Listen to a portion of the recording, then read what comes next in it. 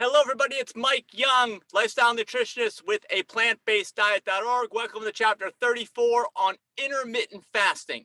Now, this is a hot topic here in 2022. It's been for the last couple of years, I'd say.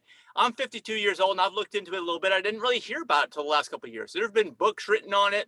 There have been really thick books, and I'm going to kind of distill down the most important points right here in one single chapter of my book, because it really isn't that complicated. If anybody thinks you have to buy a book on intermittent fasting, I don't think so. Let's just get right down into the subject right now. First of all, the most important thing you can take away from this video is going to be that intermittent fasting is good for you. It's as simple as just skipping a meal. I know people will say, don't skip meals. Oh my gosh, you're going to develop an eating disorder, all this stuff. This has been like back in the 70s, 80s, 90s, and there are plenty of people with eating disorders. But, if you don't have an eating disorder and you just want to skip a meal, this is a good thing. Now, why? Why is it a good thing? Well, if you think about it, most of this book is written about diseases that are lifestyle related, lifestyle choices. They are diseases of affluence. So if we are suffering as a species from diseases of affluence, wouldn't it make sense that if we quote unquote starve ourselves every now and then, that we might gain some benefit? Because if the real problems is it's so funny, people have, when I was growing up, I was all concerned about the starving children everywhere. Most people aren't starving. Most people have way too much. And because of that, the body is never challenged. And of course, as we know, we never stay the same. You're either growing, you're moving forward, or you're backsliding. Nobody ever stays the same. So if you have way more food than you need, and you're just constantly just chilling out, because you live in the American dream or whatever we call it these days, you are probably sick. That's the bottom line. So what's the reverse of that? What's the opposite of that? Well, it's that, let's say I'm going to skip dinner. Actually, of all the meals, that's probably the best one to skip based on the research that's out there at this point in time. Breakfast, you want to get into that one. Want to get a good lunch. The lightest meal of the day, I have a feeling, should be dinner. So go ahead and skip that. I mean, you might go to bed hungry, or at least initially, but if you're eating the way we describe here, or I describe here in the book, with lots of fiber, lots of low calorie density, you're already eating so much. Your body's not going to be hungry. You're not going to be nutrient deficient. A lot of times people get that growling sound in the stomach because, I think it's because they're eating foods that are very deficient in nutrients. So the body is assuming, when you get in that pattern, even a couple meals get you in that pattern. Oh, crap. They're eating all this food, but it hardly has any fiber, it hardly has any nutrients in it. That means I got to send out a signal for you to eat more, way, way, way more than you're eating, or I'm going to suffer some kind of nutrient deficiency or some kind of disease, and of course you do. And people do get hungry and they think that's the worst thing. I'm going to be hungry for the rest of my life. But that's not what happens. After a while, and we'll have another chapter next on water fasting and other fasting that's different than intermittent. But after a while, you stop being hungry. The hunger is just a very temporary thing, all right? So if you can withstand that, you're going to gain benefits. You know why? Because your body's like, what are you doing? I sent out the signal. I told you I'm hungry. Why aren't you eating? Why aren't you listening to me? And it's funny because this is the one thing that people will usually listen to, their body does, is the hunger thing. When in reality, it should be listening to everything else the body is telling you, which usually people ignore. The only thing that's important is the hunger thing. Oh my gosh, I'm going to be malnourished because I'm hungry. I didn't eat. I'm going to die. Something terrible is going to happen to me, but that doesn't happen. Again, we all know it's diseases of affluence. Everything else is what hurts you. The fasting and missing a meal, skipping a meal on purpose, intermittent fasting does not hurt you. It actually helps you.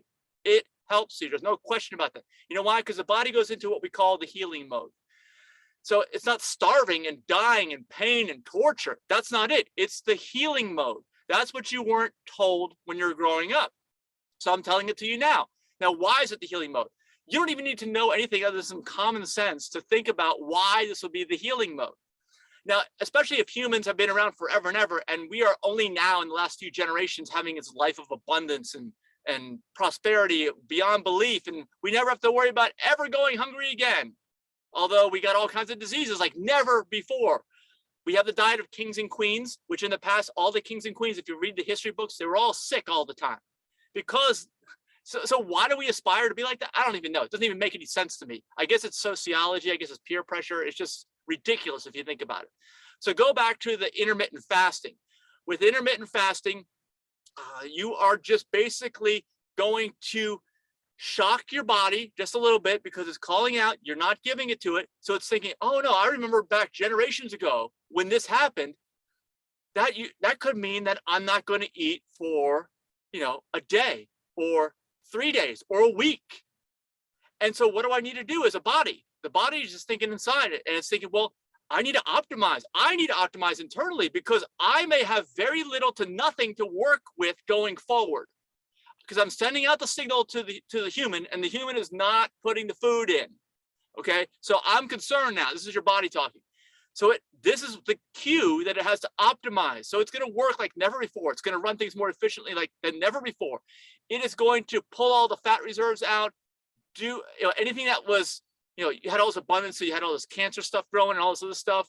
Who knows what? I don't even know what. I'm just throwing these out as examples. Your body had all this energy to do all this screwed up shit that it was doing. Now it doesn't have energy anymore. It's freaking out because it thinks that it may not have any new energy reserves coming in for a long, long time. So it's going to optimize.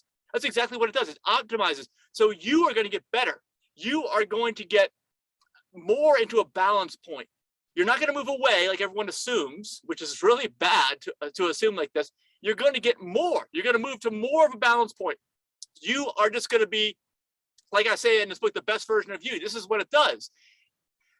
And it's true. It's a life axiom. It's true with anything. When you challenge someone, something, whatever, they will, well, it's either fight or flight. Either they're going to keel over and die, which your body's just not going to do it. You skip one meal, you're not going to die, okay? Your body is intelligent, whether you realize it or not. It has a lot of these systems. These systems run on their own. They don't ask for any input for you, do they? Does your heart ask you when to beat? No, it just knows. These systems are all intelligently put together, and they work when you feed it the right fuel.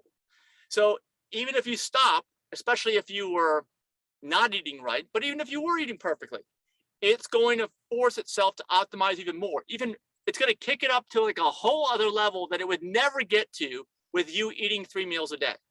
Just think about it that way. And that's true, like I said, with any part of life, because when you incentivize something, and in this case, we're incentivizing healing, because if we're taking away the fuel of the body, and we are taking away the abundance which causes the disease, we are incentivizing healing. That's why I'm saying you can think, if you don't even need to know any science or evidence on this one, just think about it for a minute. Your body, unless it's stupid, all right, and it's not, it's going to do the right thing. It's second nature. It's like a knee-jerk reaction. It's just going to start working on you internally. You don't see it happening, but your body is just going to keep doing that. And that's the same way with life. Like I said, if you incentivize, you have a certain behavior you want to see, like let's say just you want your kids to get good grades. Well, you reward them for this and you take away this until they get the grades, and you can structure it a million different ways. But the general idea is you're forming this path or this funnel by which they want to travel through to get that reward at the end. And same thing with your body. It does all these things. And it does them because the body is a smart system. It's I don't think anybody has totally figured out exactly how it works all the time. And if they did, I wouldn't even be making any of these videos. The body is like far more complex than you can ever imagine. So don't keep doing the same stupid things. That's the takeaway from intermittent fasting. Don't keep doing the same things. Change it up, surprise your internal body, and your body will optimize in response. Because yeah, it's not a fight or flight where it's gonna take off and just say screw this, I'm not doing it. It will optimize. That's just the way it is. Plants, a lot of the plants are like this too. Plants are amazing organisms. So is your body. So that's the takeaway. Every once in a while, it's totally fine. Even every day, you want to skip a meal, no problem at all. Just make sure you're following the rest of this lifestyle. Make sure you're eating the right foods. Make sure you're getting the right exercise, the variety of foods, et cetera, which is like every chapter of this book. If you're following it to a T, then this is great. Okay, this intermittent fasting may provide you with a whole other level of of healthiness that you've never even knew existed. Oh, and by the way, I did a chapter on this too, I think already. And if I haven't, I will soon. That caloric restriction.